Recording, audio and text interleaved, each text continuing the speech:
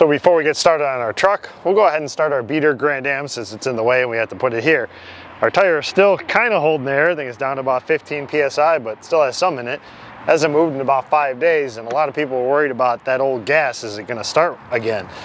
Well, I did put a little premium in it, but it should start no problem. And our battery's still holding on. Let's get it out of our way.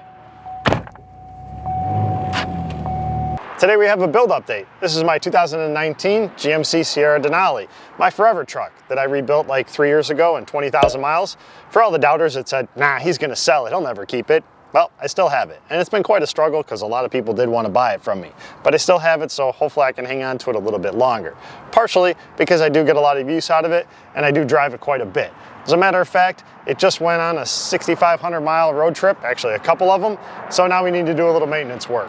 And if you saw my recent video, I picked up a car in Amarillo, Texas, and you guys thought I was crazy because it was over 2,000 miles.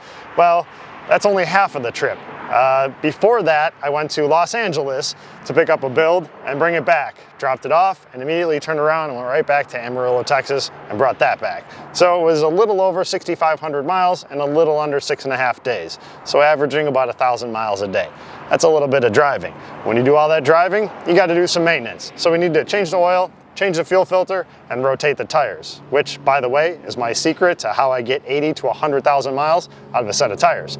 Unfortunately, once upon a time, we used to just rotate tires and everything was good. Well, now they went and put sensors in them. So we need to reprogram all of our sensors. And I was looking for a cheap TPMS tool, and Top Don came through once again. So we're gonna go ahead and try out this TPMS tool that they sent me so that I can relearn the locations of all of our sensors. It also reprograms OE equivalent sensors and test sensors. So let's get our maintenance done and give this little guy a shot. And then we'll take a look at the truck and see how it's lasted over the last 3 years. It does have some battle scars. That was a Texas rock. I do remember when that one hit. This is a New Mexico rock. You can tell it's a little bit smaller and everything's bigger in Texas. So we'll start by popping our hood because it's inside the truck, and before we get our hands dirty, let's go ahead and do that. Then we're gonna go ahead and pull our oil plug off of here, which we need 2 hands for because apparently Hercules tightened up that oil plug last time. And yes, I am wearing gloves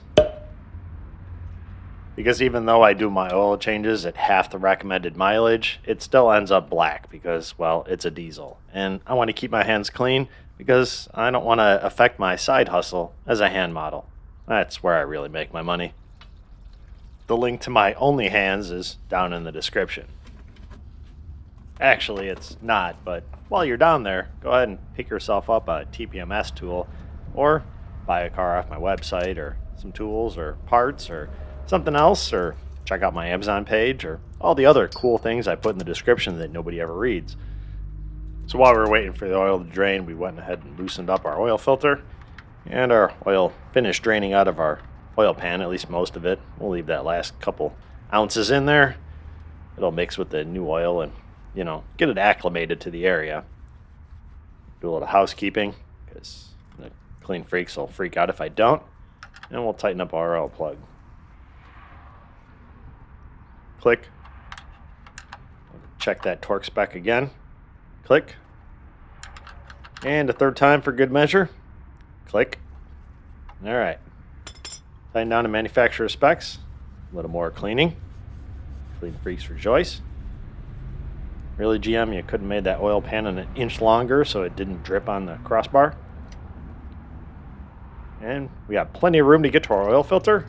If only they hadn't put a differential right underneath it. I guess I shouldn't complain. I can actually get to the oil filter. It just makes a mess and coats everything. Although, those parts won't rust, so I guess that's a bonus.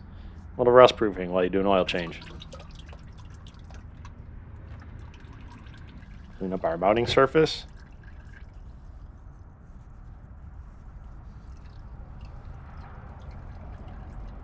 We got our new oil filter. We did lubricate the gasket, and it is an OE oil filter, AC Delco. I would have gotten a Fram to upset the internet, but it actually cost more, so I'm cheap. It wasn't worth upsetting the internet. Of course, there's still those experts that are going to be upset that I didn't pre-fill the oil filter before I screwed it on there so that it could all pour out as I put the oil filter on, but they'll still be upset. We're going to torque this oil filter down to manufacturer's specs. Not Jiffy Lube specs because, well, I'm going to be the next guy, so I don't want to tighten it down to 6,000 foot-pounds. And of course, a little housekeeping. Wow, the clean freaks are really winning today, aren't they? Of course, they'd probably want me to hose it down with a parts cleaner, but that eats away the wax that's on the frame and ends up rusting, so we're just going to leave it alone. We'll go ahead and open up our hood. And while we're here, we'll pull our drain plug for our hood. This is for the ram air. It's actually functional on these, and anything that gets sucked up ends up going through a labyrinth and then goes into the engine. So all the debris ends up in here. The water drips out the bottom. There's a drain in it. But the bigger stuff, the leaves and everything else, just pull that little cap off of there, knock the leaves out of there, and put it back in. We'll pull our cap off of there and go get our oil.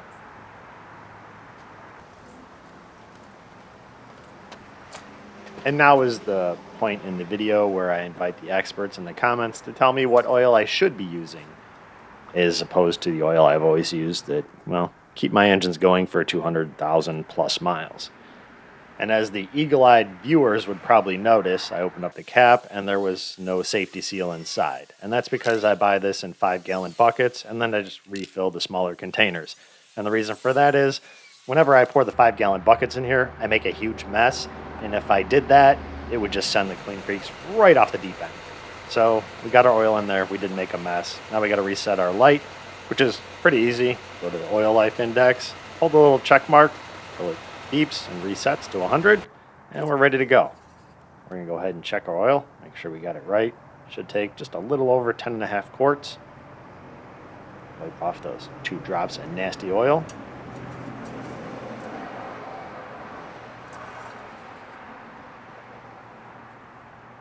And there we go. Perfect. Stuff the dipstick back in there. And now we're going to go ahead and change our fuel filter. Yes, I know there is a drain plug or a water drain on the bottom of that filter housing, but that just takes extra time. And yes, this is coming from the guy that always complained that they didn't put drain plugs and trans pans, but that makes a bigger mess. This one, it's pretty contained, so it just takes extra time to pull that off. It's all going to drain out of the seal as soon as I take it off. I'm going to save some time and just pull the whole housing off, and I'll leak past that seal once I get it past the O-ring. And it's starting to drip. Half a thread more, and drips a little faster. Let that drain for a second.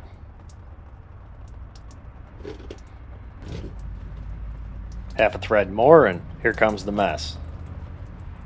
Still better than pulling a whole transpan down, so thanks for the drain plug. Didn't need it here. Now we got to go ahead and change all of our O-rings. There's 3 of them.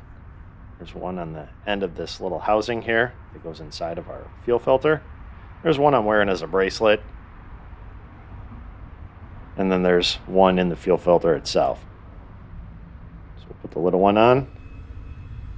We're going to use some of our diesel fuel to lubricate the O-ring that goes up in the center. Slide that up. And I guess there's another O-ring on the bottom of the fuel filter as well. Push it up in there.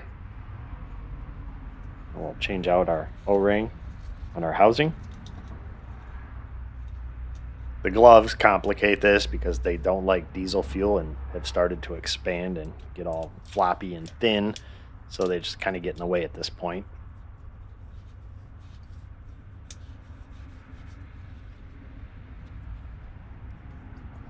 A little more diesel fuel on our O-ring here.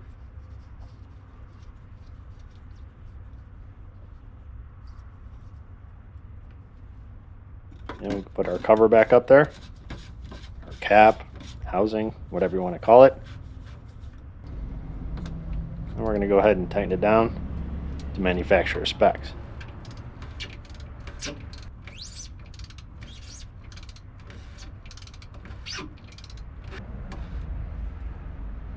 Click. And while we're under here, we'll go ahead and marvel at one of the cleanest vehicles from Illinois as far as rust. Might not be the cleanest as far as dirt, but there's a reason for that. I'll explain it a little bit later. And it's not all due to my rust proofing, although that does help.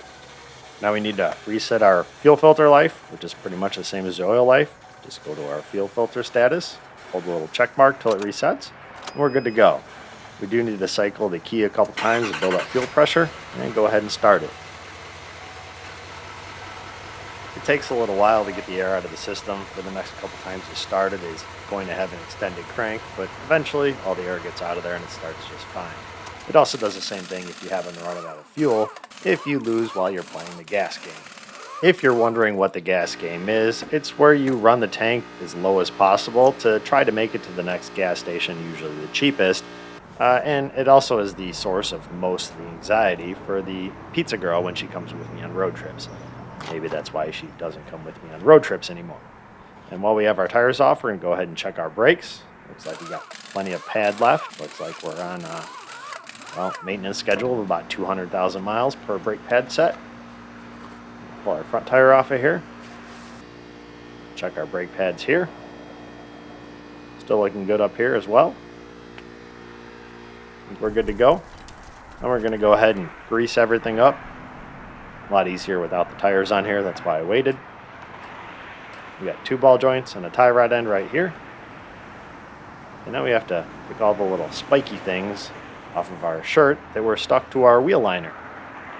Reason number 6,000,005 that I don't like carpeted wheel liners. Because when they're not picking up all the dirt from the road, they're picking up the little seed, the spiky weed thingies. They get stuck to everything, including me. Now we're going to go ahead and take our rear tire and put it up in the front. And we'll take our front tire and put it up in the rear. I just rotate them front to back. I don't need to cross them over. They do just fine like this. If I'm getting 80 to 100,000 miles out of a set of tires, I can't be doing anything too wrong. And that's also the reason I don't put the Bro Dozer tires on. Everybody asks me why I put a lift kit on it and bigger tires. Well, they cost more. They don't last as long. So I went with the OEM wheels and tires, and that keeps my operating costs lower. And, well, I'm not cool, so I don't need the fancy wheels and tires. And those back wheels are kind of stuck on there. Not sure why. The fronts came off just fine, but I had to give the rears a little helping hand. A little tap, tap, tap-a-roo there. Check our brakes here. And we'll go ahead and grease up our ball joints and our tie rod end over here. Then we go ahead and swap out our tires on this side.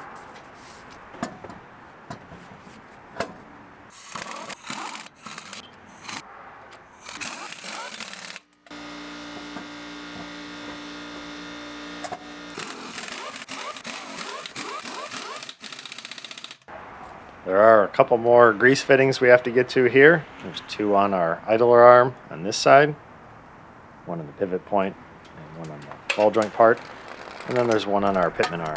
So we'll get all those. Now we're going to go ahead and tighten down our wheels with our wrench that's broken and just keeps clicking. I don't know what's wrong with it, but all the experts on the internet tell me I need to use this on the wheels, so I'm just going to go ahead and use it. Head over the other side and use our broken wrench on this side. I prefer the Ugga-Dugga method, but the internet doesn't. It appears the manufacturers have found a method to keep us from keeping our free screen protector and make one you can't see through. So we got to peel that off of there so we can go ahead and set up our TPMS tool. Kind of cheated and already did this. I didn't want to have to learn it on screen. It's pretty simple. I'm guessing this is the megahertz that we need. We have our up-level diagnostic information center. And there's all of our directions for what we need to do. In case you don't know, it's pretty easy to figure out.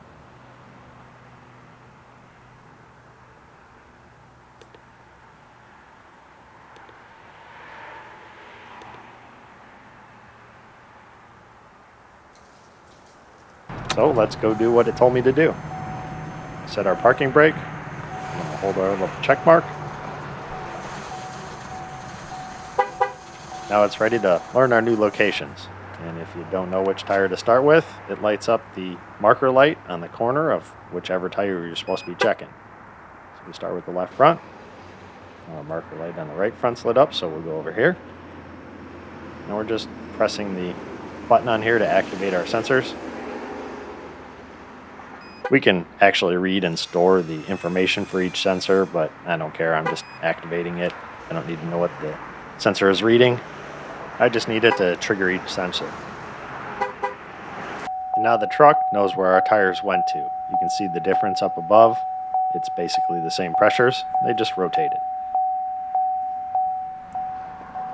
And we can store each individual sensor, but that's just the last sensor. And while we're here, I'm going to share a bonus feature of this tool that really works out for me, buying a lot of cars from the auctions, and I don't get fobs all the time. So if I want to buy a used fob and I want to know if it works, this will actually test the fobs to make sure they're working before I go ahead and try and program them, to know if I screwed up trying to program it or if we just had a bad fob.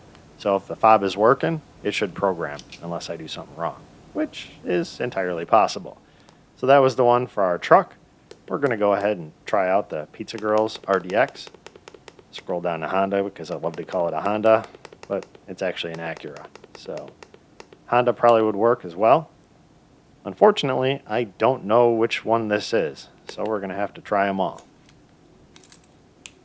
We got nothing there. We're going to go ahead and try the next one. Still nothing.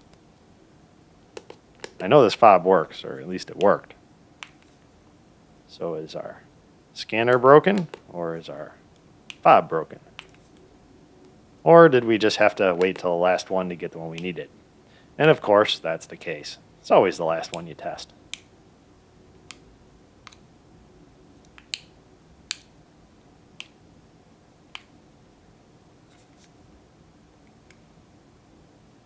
So if you didn't understand what I did there, when I rotated the tires, the display in the truck is still displaying the tires where they were originally. So you have to go around and activate them to tell them that the tires moved. Otherwise, if you do get a low tire, you're going to be filling up the left front when it's actually the left rear that's low. So you just have to tell it, you move the tires. You can do it without these. It's just a lot more complicated. You got to let the air out of the tires and fill them back up, and then it'll trigger it, and then you go to the next one and do the same thing. Or you just get one of these, you press the button, and you're done. It saves a ton of time. And this thing, like you saw, it reads all of the tire sensors. So if you have a wheel and you don't know if it has a tire sensor in it, you can scan it, see what it is, and if it's working. That way, if you're buying a set of wheels or something, you know that they have TPMS sensors in them, or if you got to spend another, $25, $30 for a new sensor. So if you want one of these, link is in the description. I recommend it. Does exactly what I needed to do for a decent price.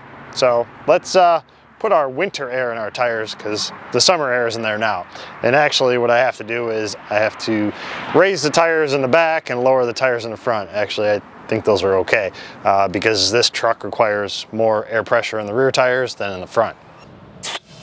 As much as the experts might want to tell me that the air pressure really doesn't matter, just set them all the same, it makes a big difference when you're towing, which is why they want the higher pressure in the rears. It sways a lot with lower pressure, so I go ahead and set it the recommended pressure. It makes towing so much easier. It's a lot less wishy-washy in the back end with the higher pressure. So we're just going to let the air out of the front tires down to what we need. And we'll fill up the rears. And there we go. That left front is sitting in the sun, so it's a little bit got warm while we were filling up the other ones, so it'll even out eventually. Or it'll just be off and we just press this button and we don't have to worry about it. So really the only thing wrong with this thing since I've got it is my Texas rock chip here, my New Mexico rock chip here. I did have one in the windshield that I had repaired. I believe I picked that one up in Missouri, not sure.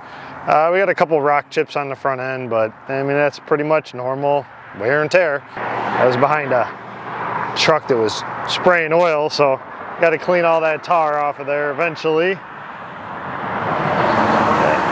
There's a couple chips in it. What are you gonna do? Did get one little chip in this fender here. Little one over here. And then there's this one here, and I did this one and I felt really bad about it. I lowered the tailgate down and there was something on the trailer and it dented it. So I did that one. That's the only one I did. Adds character. So while our maintenance is done, we can go park our truck. This is pretty much it for the rest of the year. It's just gonna go sit in the corner and wait for next spring. I don't like to drive the truck in the winter because when you get stuck in a snowstorm, things can go bad really fast. And if you're wondering why I spent the time to go pick up those cars and drive all those miles, two reasons. One, I like driving, and two, it saved me about $2,000 between the two picking both of those cars up, even including fuel, my time, and the maintenance that I had to do to the truck. So it was worth it to me and gave me a little bit of a break. So maintenance like this, lots of oil changes, fuel filters, the occasional trans fluid change and filter change, and rotating the tires, this is all I've done to this thing in the last 60,000 miles. So maybe rebuilds can be the same? I don't know. The YouTube expert tell me they can't be, but I'm starting to think maybe those guys are wrong. Thanks for watching. I will see you in the next video. I don't ever slow up, no I don't take sh**.